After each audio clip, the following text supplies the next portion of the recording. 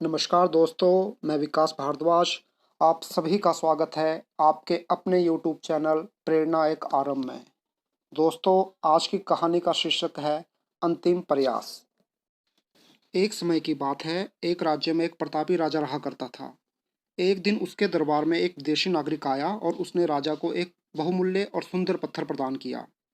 राजा वह पत्थर पाकर बहुत प्रसन्न हुआ और राजा के मन में ख्याल आया, क्यों ना इस पत्थर से भगवान विष्णु की प्रतिमा का निर्माण कार्य करवाया जाए और उसे राज्य के मंदिर में स्थापित किया जाए। अब राजा ने प्रतिमा निर्माण करवाने का कार्य राज्य के महामंत्री को सौंप दिया। महामंत्री नगर के सर्वश्रेष्ठ मूर्तिकार के पास गया और उसे वह पत्थर देते हुए बोला, महाराज चाहते हैं कि इस पत्थर से एक सुंदर भगवान विष्णु की मूर्ति बनाई जाए और उसे राज्य के मंदिर में स्थापित किया जाए। इसलिए आप एक सप्ताह के भीतर इस पत्थर से भगवान विष्णु की प्रतिमा तैयार कर राजमहल पहुंचा देना और इसके लिए आपको 60 स्वर्ण मुद्राएं दी जाएगी। यह बात सुनकर मूर्तिकार बहुत खुश हुआ और महामंत्री के जाने के बाद प्रतिमा का निर्माण कार्य प्रारंभ करने के उद्देश्य से उसने अपने औजार निकाल लिए। अपने औजारों में से उसने एक हथौड़ा लिया और पत्थर तोड़ने के लिए उस पर हथौड़े से वार करने लगा। किंतु 1000 बार भी प्रयास करने के उपरांत वह पत्थर नहीं टूटा।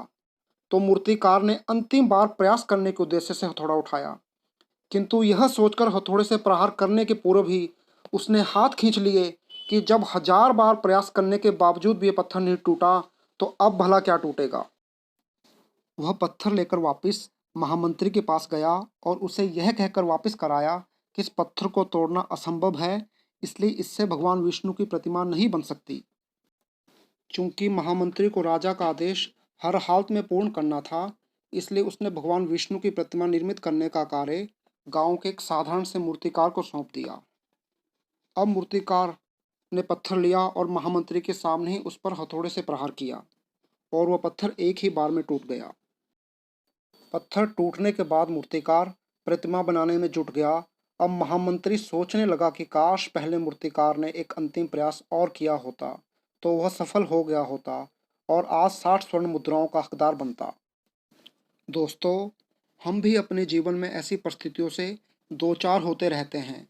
कई बार किसी कार्य को करने के पूर्व या किसी समस्या के सामने आने पर उसका हल करने से पूर्व ही हमारा आत्मविश्वास डगमगा जाता है और हम प्रयास किए बिना ही हार मान लेते हैं। कई बार एक दो प्रयास में असफलता मिलने पर हम आगे प्रयास करना छोड़ देते हैं, जबकि हो सकता है कि कुछ प्रयास करने पर कार्य पूर्ण हो जाता या समस्या का समाधान हो जाता। दोस्तों, यदि जीवन में सफलता प्राप्त करनी है तो बार बार असफल होने पर भी तब तक प्रयास करते रहना नहीं छोड़ना चाहिए जब तक सफलता नहीं मिल जाती। क्या पता जिस प्रयास को करने से पूर्व हम हाथ खींच ले वही हमारा अंतिम प्रयास हो और उसमें हमें कामयाबी मिल जाए। धन्यवाद।